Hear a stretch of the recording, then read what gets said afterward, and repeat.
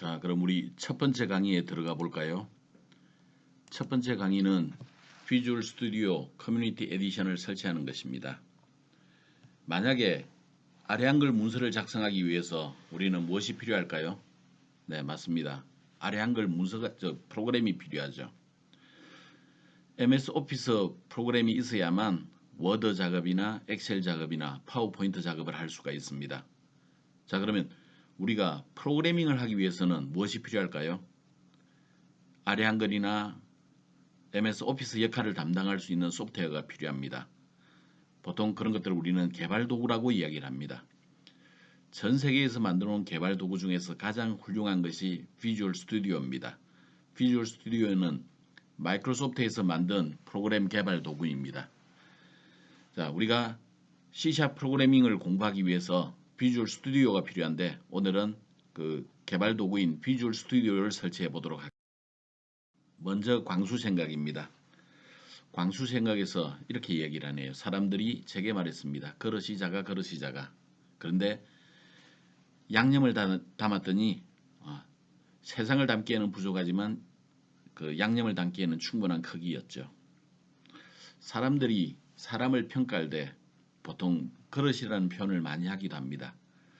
근데 우리가 섣불리 다른 사람의 그릇이 얼마나 한지 평가하는 것도 그렇게 적절하지는 않지만 그릇이 작다고 해서 무시할 일은 아닙니다.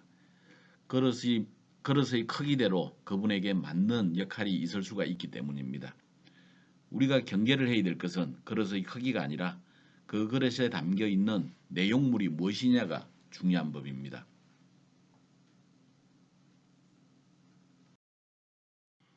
행복한 경영 이야기에서는 모른다고 답할 수 있는 사람이 크게 성공한다는 이야기를 했습니다.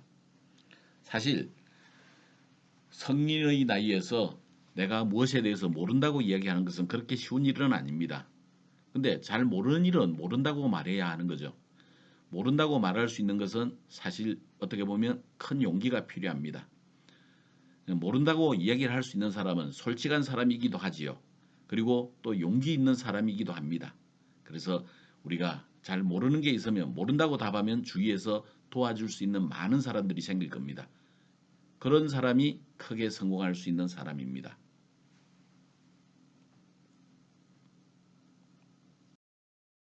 자, 오늘 강의를 성공적으로 이수하면 학생들은 비주얼 스튜디오 커뮤니티 에디션 2019를 설치할 수가 있습니다. 먼저 비주얼 스튜디오를 설치하기 위해서는 그 해당 프로그램을 다운로드해야만 됩니다.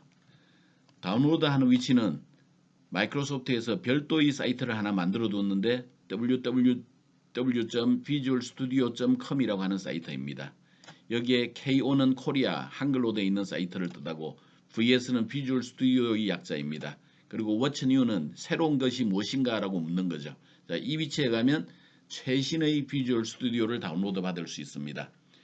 현재까지 제공되고 있는 비주얼 스튜디오의 가장 최신 에디션은 우리가 비주얼 스튜디오 2019입니다. 자, 아래쪽에 비주얼 스튜디오 다운로드라고 되어 있는 위치, 여기에 이런 것들을 우리가 드랍다운 리스트라고 부르는데 이 드랍다운 리스트를 클릭을 하게 되면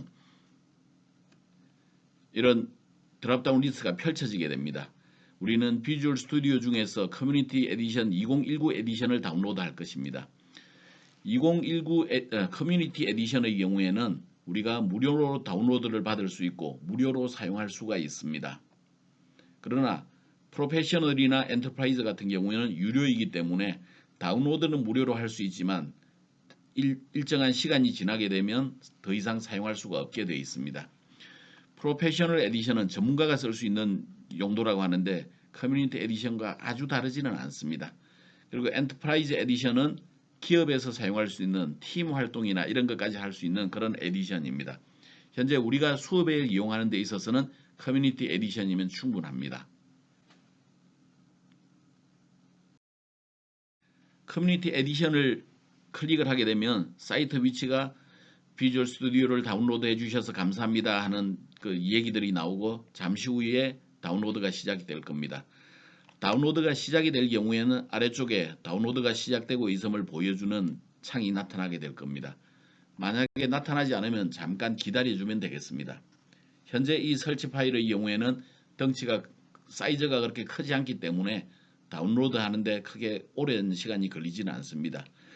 여기에서 직접 실행할 수도 있으나 우리는 다운로드 폴더에 들어있는 실행 파일을 이용해서 설치를 시작해 보도록 하겠습니다. 이것은 윈도우 탐색기입니다. 윈도우 탐색기에서 다운로드 폴더 위치에 가보면 내가 다운로드한 설치 파일을 확인할 수가 있을 겁니다. 이 파일을 마우스를 이용해서 왼쪽 버튼을 따당 더블 클릭을 해주게 되면 설치가 시작이 됩니다. 자, 실행 파일을 실행을 하게 되면 사용 조건에 동의하는 창이 나오게 될 겁니다. 자, 비주얼 스튜디오 인스톨러라고 하는 것은 설치자 또는 설치 관리자 그렇게 이야기를 합니다. 그리고 우리가 계속 버튼을 누르면 자동으로 사용 조건 설치 관리자 인스톨러에 해당되는 기본창이 나오고 그리고 곧이어서 인스톨러에 필요한 파일들을 다운로드하면서 자동으로 설치를 하게 됩니다. 이 인스톨러를 다운로드하는 데는 일정 시간이 걸립니다. 시간이 좀 걸리는 작업입니다. 그래서 몇 분 정도 기다리면 이제 완료가 되고 자동으로 그 설치 관리 화면이 이와 같이 바뀌게 될 것입니다. 이번 화면에서는 워크로드를 선택하게 되겠죠. 여기에 여러 가지 워크로드가 있는데 우리는 ASP.NET 및 웹 개발 그리고 .NET 데스크탑 개발 두 가지의 워크로드를 선택하도록 하겠습니다. ASP.NET 및 웹 개발은 2학년 1학기 ASP.NET 강좌에서 활용하게 될 것입니다. 그리고 .NET 데스크탑 개발은 1학년 1학기 C# 과목, 1학년 2학기 OOP 과목, 2학년의 윈도우즈 프로그래밍 강좌에서 활용을 하게 될 것입니다. 그리고 설치 버튼을 누르도록 합니다. 자, 그러면 설치 관리자가 다운로드가 되고 여기에서 이제 커뮤니티 에디션에 필요한 파일들을 다운로드하면서 마찬가지로 설치를 하게 됩니다. 이 작업은 시간이 매우 많이 걸리는 작업입니다. 그래서 꽤 많은 시간을 기다려야만 될 겁니다. 여러분들은 처음에 설치하기 때문에 아마도 위에 있는 것은 보이지 않을 것입니다. 그러나 내 컴퓨터에는 2017 에디션이 설치가 되어 있기 때문에 이 화면도 보이고 2019 화면도 보입니다. 여러분들은 빨간 네모가 되어 있는 아래쪽만 나타나게 될 것이니까 거기만 신경 쓰면 되겠습니다.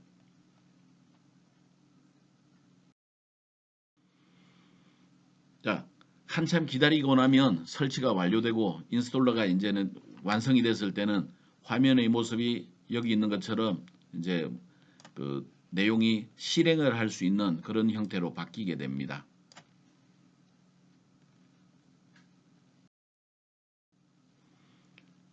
그리고 설치하는 과정에서 자동 실행을 했기 때문에 일부가 실행이 될 겁니다. 자, 일부가 실행이 되면서 우리는 비주얼 스튜디오에 필요한 초기 설정을 하도록 하겠습니다. 먼저 개발자 서비스에 연결하기 위해서는 사실은 로그인이 필요합니다. 근데 현재 여러분들은 마이크로소프트에 해당되는 계정을 가지고 있진 않죠. 그래서 지금은 나중에 로그인 버튼을 누르고 이동을 하겠습니다. 그렇지만 여러분들에게 자주 마이크로소프트는 이제 접속을 해야 되기 때문에 마이크로소프트에 해당되는 계정을 하나 정도 만들어 두기를 권장을 합니다. 지금 당장은 나중에 로그인을 눌러서 이동하도록 하겠습니다. 이 버튼을 누르게 되면 설정 화면이 이와 같이 달라지게 되는데 개발 설정에서는 우리가 사용하고자 하는 언어를 선택합니다. 지금 우리가 수업 시간에 사용할 언어는 비주얼 C#이라고 하는 언어입니다. 그래서 비주얼 C#을 선택하기로 하죠. 두 번째는 색 테마를 선택하는데 기본적으로는 파랑으로 잡혀져 있을 겁니다. 그래서 네 가지 중에 하나를 선택할 수 있고 수시로 이 설정을 변경할 수 있습니다. 개인적으로 나는 광은으로 되어 있는 하얗게 되어 있는 창을 선호합니다. 그래서 나는 요 광은을 선택했습니다. 여러분들이 꼭 광은을 선택해야 될 이유는 없습니다. 그리고 비주얼 스튜디오 시작을 누르기로 하죠. 처음에 사용을 하기 위해서 초기 설정을 적용하기 위해서 몇 분 정도 시간이 소요될 수 있습니다.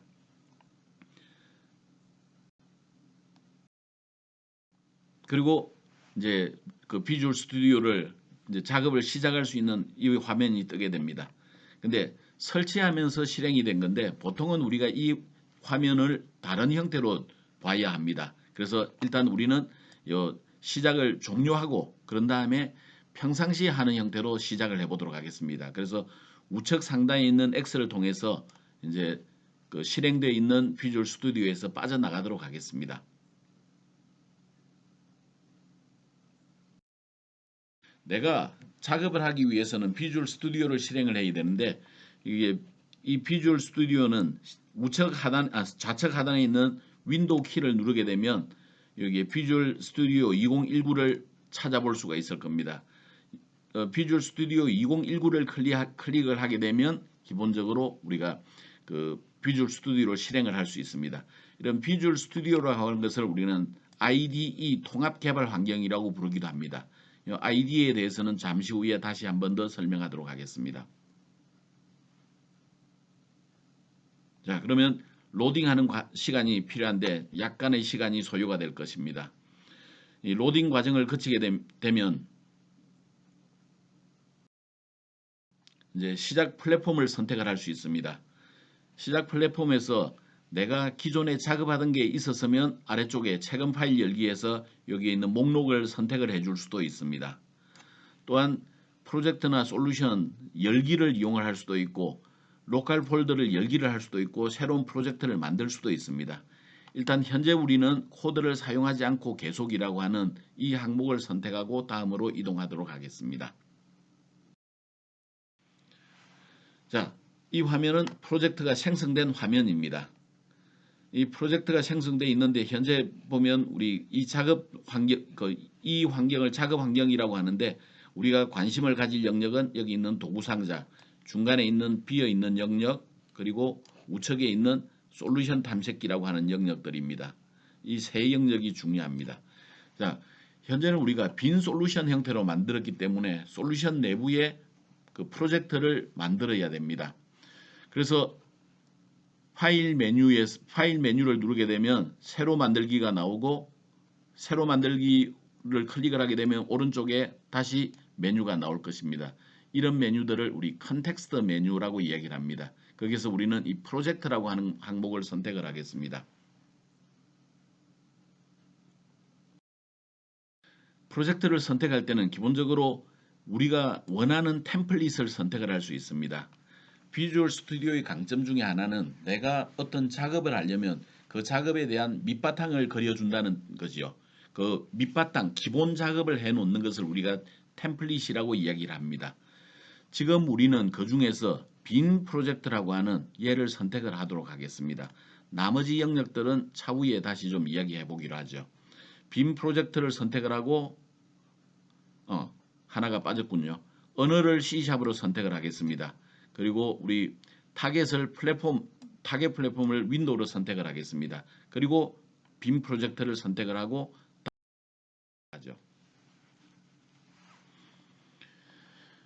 자, 이번에는 이제 새 프로젝트에 대한 구성에 들어갑니다. 자, 이 새 프로젝트에 대한 기본적인 설정들은 여기서 하게 되는데 여기에 가장 위에 봤더니 프로젝트 이름이 있네요. 프로젝트 이름도 보통 우리가 지정을 하는데 지금 당장은 프로젝트 1이라고 두겠습니다. 그리고 저장되는 위치인데 저장되는 위치는 지금은 그 현재 그 사용자 밑에 들어가게 됩니다. 근데 일반적으로는 요 위치에 저장하기보다는 D 드라이브의 특정 폴더에 저장하는 게 좋습니다. 솔루션도 이름을 지을 수 있는데 이 솔루션 이름 또한 우리가 보통은 입력을 하게 됩니다. 그리고 여기에 체크를 하게 되면 솔루션과 프로젝트를 같은 디렉터리에 배치를 하는 솔루션 프로젝트를 같은 데다 배치를 합니다. 그 다음에 프레임워크를 무엇을 사용할 건가 하는 것을 지정합니다. 자, 지금은 특별하게 지정하지 않고 기본 설정 값을 이용을 했었습니다. 자, 잠깐 솔루션과 프로젝트 관계를 보자면 솔루션은 큰 보자기라고 생각하면 되겠습니다. 아니면 큰 상자라고 생각하면 되겠습니다. 이 내부에 프로젝트가 여러 개가 들어있을 수 있는데 이와 같이 하나의 솔루션 속에는 프로젝트 1번, 프로젝트 2번 등 여러 개의 그 프로젝트들을 포함할 수 있습니다. 이 개념은 우리가 그 2주차 수업에서 한 번 더 설명을 하겠습니다.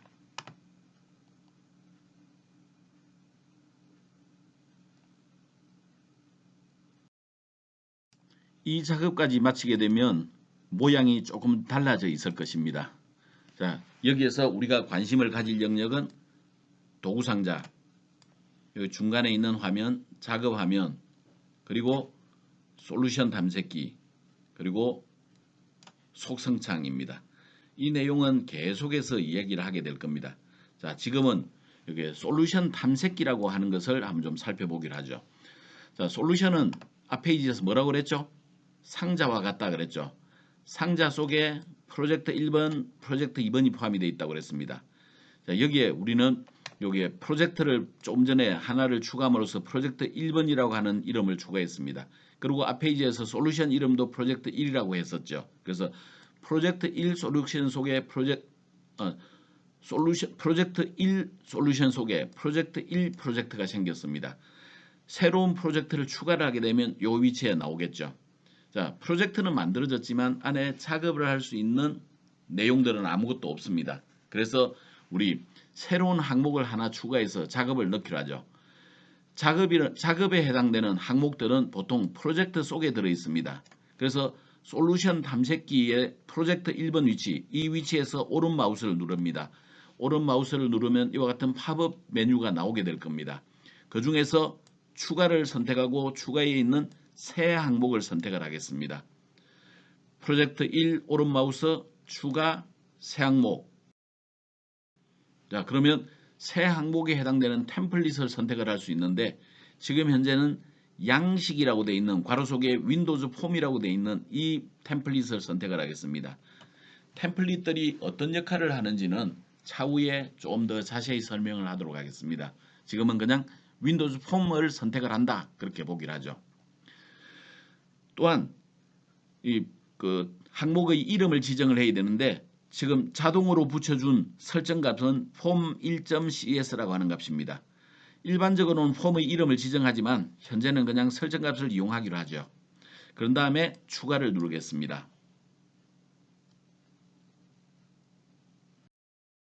자, 그러면 환경이 이와 같이 바뀌었습니다. 자, 오늘은 구체적인 작업 내용에 들어가지는 않고 여기까지만 진행을 하도록 하겠습니다. 자, 여기에서 다시 한번 보겠습니다. 이 영역을 도구상자라고 이야기를 합니다. 이 영역을 작업화면이라고 이야기를 합니다. 작업화면은 우리가 할 수 있는 기능들이 UI를 디자인하거나 또는 소스 코드를 편집하거나 이런 작업들을 하는 게 이 영역입니다. 그리고 우측 상단에는 솔루션 탐색기가 들어 있습니다. 솔루션 탐색기는 우리가 윈도우 탐색기처럼 내부에 솔루션 내부에 들어있는 여러 가지 프로젝트들을 손쉽게 관리하기 위한 용도로 사용하는 것이 솔루션 탐색기입니다. 우측 하단에는 속성창이라고 부릅니다. 자, 이 속성, 얘가 우리 객체 지향에서는 굉장히 중요한 의미를 갖고 있는데 속성이 무엇인지는 우리가 다음 시간에 좀 더 자세히 알아보도록 하겠습니다.